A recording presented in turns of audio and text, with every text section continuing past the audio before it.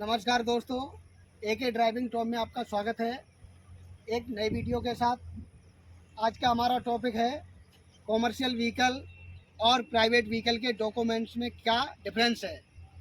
तो चलिए हम आपको बताते हैं।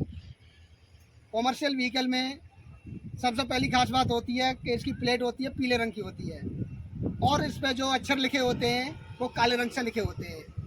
प्राइवेट व्हीकल में क्या होता है, हमारी नंबर प्लेट होती है वो वाइट प्लेट होती है और अक्षर काले रंग से ही लिखे होते हैं। इसके बाद में कॉमर्शियल व्हीकल में हमारा क्या होता है, आरसी जिसको हम रजिस्ट्रेशन सर्टिफिकेट बोलते हैं वो होना अनिवार्य है। प्राइवेट व्हीकल में क्या होता है, आरसी यानी रजिस्ट्रेशन सर्टिफिकेट भी होना अनिवार्य है।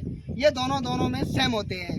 इसके बाद में कॉमर्शियल व्हीकल में क्या होता है कि पॉल्यूशन होता है जिसको हम पीयूसी बोलते हैं, जो प्राइवेट व्हीकल में भी अनिवार्य है।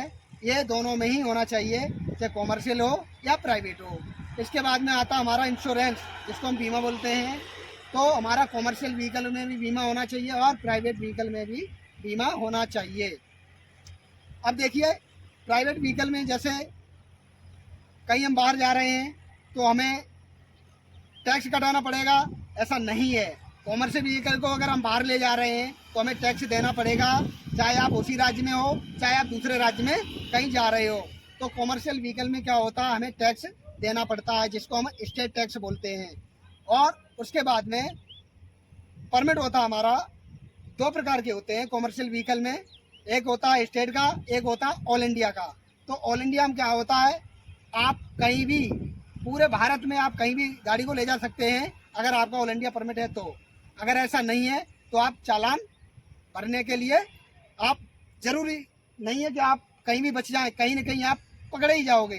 तो इस प्रकार से आपको ऑल इंडिया परमिट जरूरी है कि आप अपने साथ रखें। और प्राइवेट व्हीकल में परमिट की कोई ज़रूरत नहीं होती है।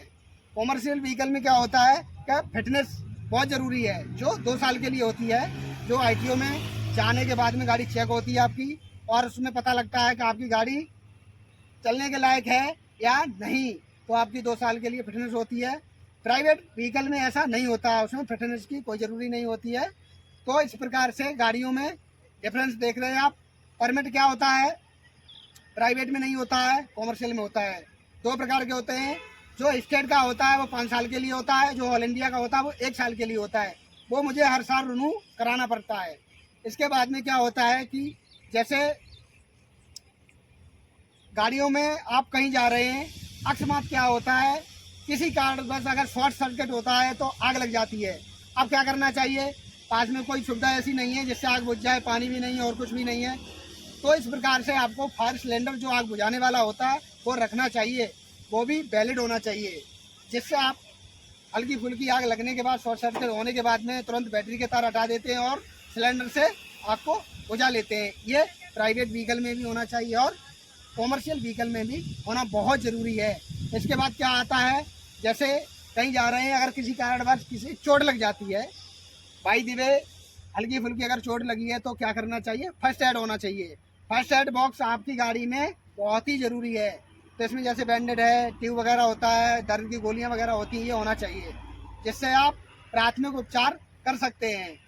इसके बाद आप किसी डॉक्टर को जाके दिखाएंगे, मेडिकल पे जाके आप टैबलेट लेंगे, जो भी होगा वो बात की बात है, लेकिन उस समय आपको फर्स्ट एड बॉक्स की ही ज़रूरत पड़ेगी।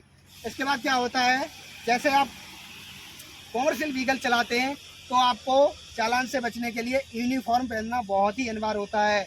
प्राइवेट व्हीकल में ऐसा नहीं होता है, आप उसमें अपने मनमाने कपड़े पहन सकते हैं, आपको कोई यूनिफॉर्म की ज़रूरत नहीं पड़ती है। लेकिन कॉमर्शियल व्हीकल में ऐसा नहीं है, इसमें आपको यूनिफॉर्म पहनना बहुत ही ज़रूरी है। और कुछ लोग करते हैं चप्पल पहन के कॉमर्शियल व्हीकल को चलाते हैं तो उनका चालान हो जाता है, ऐसा नहीं करना चाहिए।